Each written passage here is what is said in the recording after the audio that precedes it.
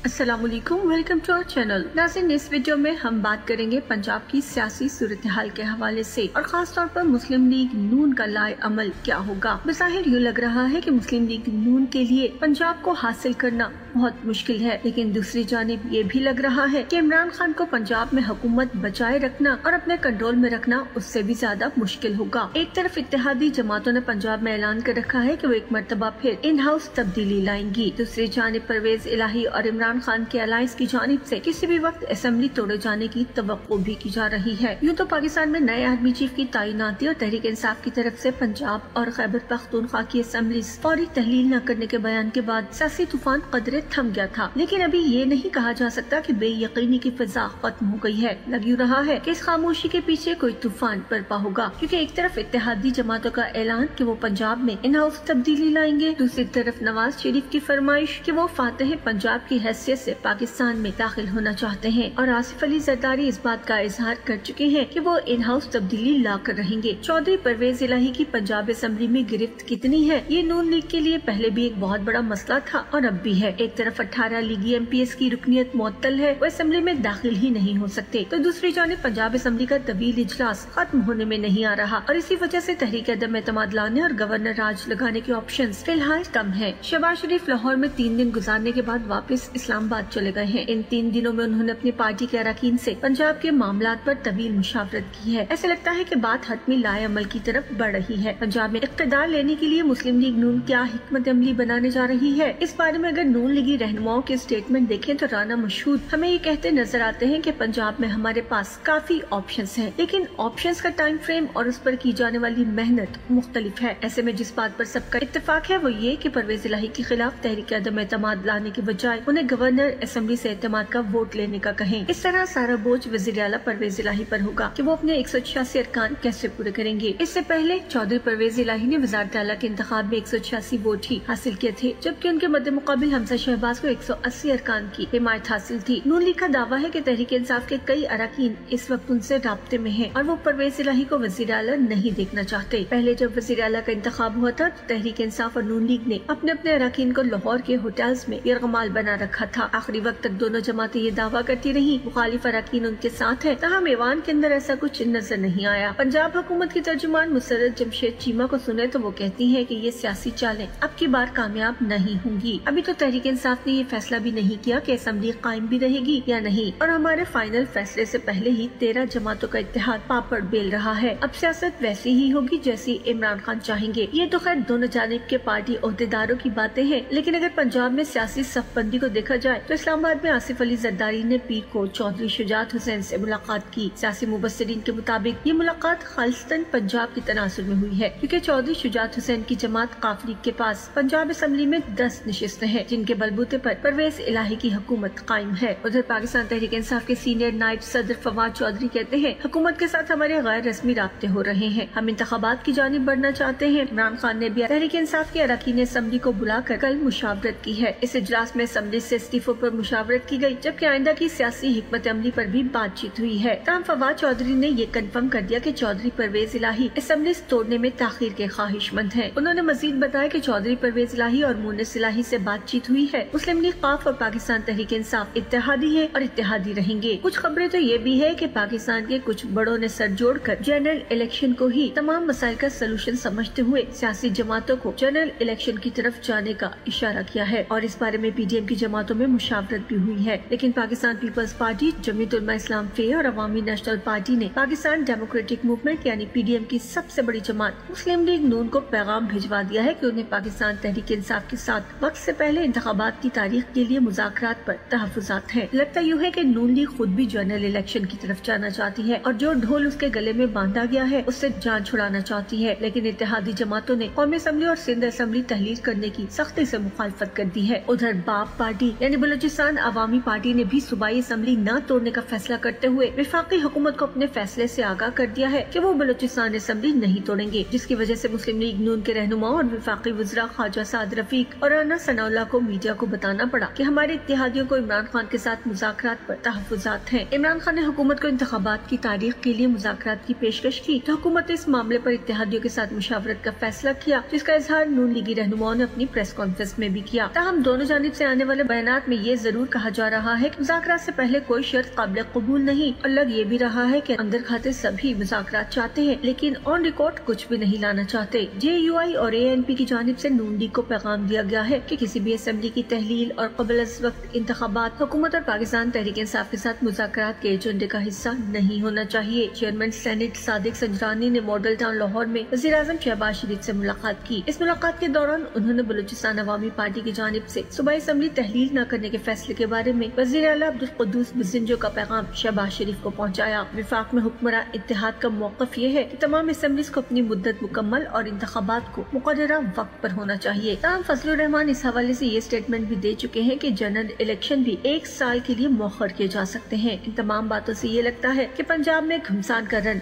जरूर पड़ेगा, लेकिन अगर इमरान खान रिवायती तरीके से मामले को लटकाते रहे तो ये आखिरी कार्ड पंजाब कार्ड भी उनके हाथ से निकल जाएगा, क्योंकि रिजीम चेंज के बाद से अब तक के तमाम फैसले जो अगर वक्त पर किए जाते तो इमरान खान और मुल्क कौम के लिए इंतहाई फायदेमंद साबित हो सकते थे। लेकिन इमरान खान की जानिब से गलत वक्त पर गलत पत्ते खेलने की वजह से एक तरफ तमाम कार्ड जाया हो गए, दूसरी जानिब खुद तहरीक इंसाफ का भी बहुत बड़ा नुकसान हो गया और अब तो माइनस इमरान खान के हवाले से भी काम शुरू कर दिया गया है। 13 दिसंबर को ना अहली के हवाले से समात मुकर्रर की गई है, जिसमें इमरान खान को तहरीक इंसाफ की चेयरमैनशिप से हटाने के बारे में फैसला किया जाएगा। और NRO 2 की शराइत को देखें तो नवाज शरीफ कई बार ऑन रिकॉर्ड ही कह चुके हैं कि उन्हें ये गारंटी दी गई थी अगले जनरल इलेक्शन में इमरान खान नहीं होंगे। तो खतरे की घंटी एक बार फिर बजती हुई नजर आती है। अगर इमरान खान इस खतरे को भांपते हुए पंजाब असेंबली को जल्द से जल्द तहलील करे तो शायद उनके हक में कुछ बेहतर हो सके।